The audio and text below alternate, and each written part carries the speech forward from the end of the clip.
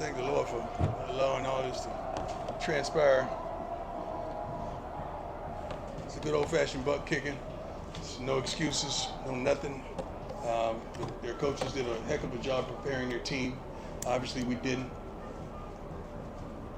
That was good. I mean, that was a really good old-fashioned butt kicking. We went into the game wanting to dominate several phases. We lost offensively, defensively, as well as special teams. That fake punt kind of got them really rolling, and they didn't stop.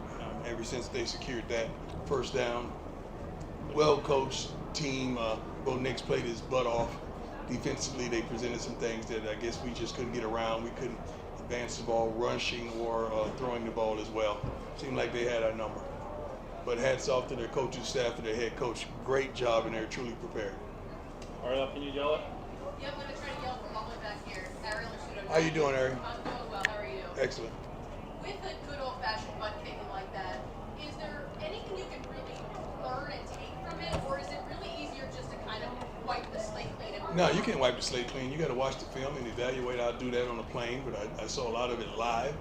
Just players that weren't in position, that didn't do the job that we expected. You evaluate players, you evaluate coaches, you evaluate everything when it's a game of that nature. And you had no opportunity to win, period, from the kickoff on. Ryan, go ahead. Hey, Coach, you've mentioned that the last couple of weeks, things Yes, you sir. guys aren't doing well. Yeah. Does something like this maybe hammer home that message to these players to say, see what happens when you don't do it well? No, you don't need to hammer home a player. A player knows. I mean, he could fool himself and trick himself, but when he looks in the mirror, he knows what he's looking at. Something like this is I'm not going to say, people around the country would say this is what they needed to humble themselves. We wasn't arrogant or whatever. We're confident people. If our confidence offends your insecurity, that's a problem with you. It's not us. We expect to do well. We expect to play well. We expect to win every game we step out there. We expect to practice to perfection and go out there and execute the things that we practice. We just didn't do it today. But it's not something that was needed. It's just like saying you get in a car wreck or something. Oh, he needed that to slow him down. You don't need that. That's just stupid. It's just something that happened, and they got the best of us today. That's just it. Coach, did it seem like Oregon was doing things you weren't prepared for? No. It's not like we were being tricked. We knew everything was coming. Even after one of the TV timeout, we were saying, "No, they're gonna take a shot. They're gonna take a shot. Take a shot. Score the touchdown." I mean, sometimes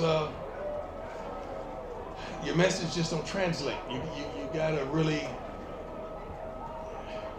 get on the same page as the youngsters is out there playing. Bottom line, is there just too big a talent gap? No, definitely not. If we had a talent gap, we wouldn't be 3-1 right now. It's not a talent gap. You just got your butt kicked. It just happens sometimes. That's just like a fighter. You just got caught. It happens. It's not a huge talent gap. I just think they played a really concise game. Penalties murdered us. I don't have the statistics, but I'm pretty darn sure we darn near doubled them in penalties. We're a really sound, fundamentally sound team. We don't make foolish mistakes and implement danger or harm on ourselves. Field position wise, we just kept making mistakes. That's not indicative of who we are. How much was Travis missed and maybe where was he missed? Travis always gonna be missed. He's the best darn football player in college football. How is he not missed? It's just like saying you write an article and your pen is missing. Coach, That's how much he means. Yes, go. characteristics-wise, maybe surprises-wise, did you learn anything about your team today, maybe that you hadn't? I'm not gonna say that. You don't always have to get your butt kicked to learn. You can win and learn. I mean, that's not something to learn. It's something to glean from. It's not just the kids. The coaches are accountable too. We are all accountable. Let's start with me. We're accountable for this. It's not just the kids. Were there things in particular that surprised you? The way we played, that really surprised me. We played like hot garbage. That surprised me. I didn't expect that. Coach, Shador told us he thought on a lot of those sacks he was holding the ball too long. Would you agree with that? I gotta watch the film. I mean, sometimes he is, sometimes the route, sometimes the call, sometimes the blocking. So it's a whole lot goes into that. So you really have to watch film to really dictate and understand what transpired on that specific play. It's a lot goes on in the play. What's the message to the team afterward? To get your butt up and let's go. We ain't got time to have no pity party. There's nobody walking around the locker room with napkins and tissues. Get your butt up, let's get on the plane, let's go. We got work to do. Coach, I guess on a positive note, in some way, you had some guys play today for the first time. Mhm. Was it good to get some of those guys finally going? You know, Alton and No, because that means you got your butt kicked. When you start putting guys in at the end, that means you got your butt kicked. No. But I mean, like Travis Jay and guys who played early. Yeah, I mean, you wanted them to play, but I mean, no. What were your thoughts on Shakur and Lance TD drive? Well, we had to score. We had some tremendous opportunities all game long, but it seems like we just kept shooting ourselves in the foot. And every time we get something going, here we go with another penalty. Here we go with another holding. Here we go with just something. We just got to perform better, much better, in every phase, not just offense, defense, as well as special teams. We got our butts kicked again, I reiterate, in all three phases. Last one, go ahead, sir. Yeah, the offense distribution for the Ducks on the ground and through the air was Say pretty... that one. Sorry, yeah, the offensive distribution for the Ducks on the ground and through the air was pretty even. Yeah. What aspect of Oregon's defense did you struggle with most today? They got to our quarterback. They got to our quarterback. When you get to our quarterback, it's a wrap. Because it's not like we're running the ball successfully. So we gotta. Let ask a couple more. Okay. I ain't got nowhere to go.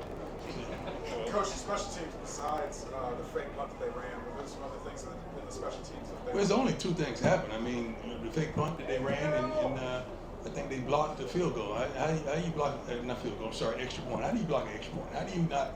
And I asked Mata what happened. He just said he pulled his head up. He didn't get the ball up, so he took ownership of that. But I'm like, come on, man, don't kick yourself. This game is out of reach. Don't ponder that. You're a great kicker, and you will come and do some phenomenal things for us this season. And this is the kind of opportunity you have as a coach, as a man, as a father, to lift them up, not just shoot them down. You got to lift them up. Coach, there aren't many 1-11 teams from last year that come into the season and have like this type of target on their back week Right. in, week out. I don't think it's a target on our back. I just think this teams are trying to beat me. They're not trying to beat our team. They keep forgetting I'm not playing anymore. I had a great career. I'm serious. I got a gold jacket, ain't got it. So I'm good. But that's what it really is. I don't think they get any extra satisfaction, you know. It is what it is. And I signed up for it, so let's go. Does that make it tough for others? No, they don't make it tough on our team. These are grown men. I'm not out there. If I was out there playing against every coach I played against, we would be totally dominant. Coach, you made mention the other day when First Take was in town that you're about 7 to 8 dogs away from Yeah. where you want to be. I wasn't lying. I wasn't lying. I Did that didn't. translate in the field today? It translates in practice. I don't say stuff just to say it for a click, you know, contrary to what somebody said. But yeah, I keep receipts. But I'm serious. I analyze and I understand what we're up against and what we have and what we need. One thing that I can say honestly and candidly, you better get me right now. This is the worst we're gonna be. You better get me right now. So you did hear what Dan Levy said. Now somebody, yeah, I got messengers. God bless him though, man. He's a great coach. He did a great job.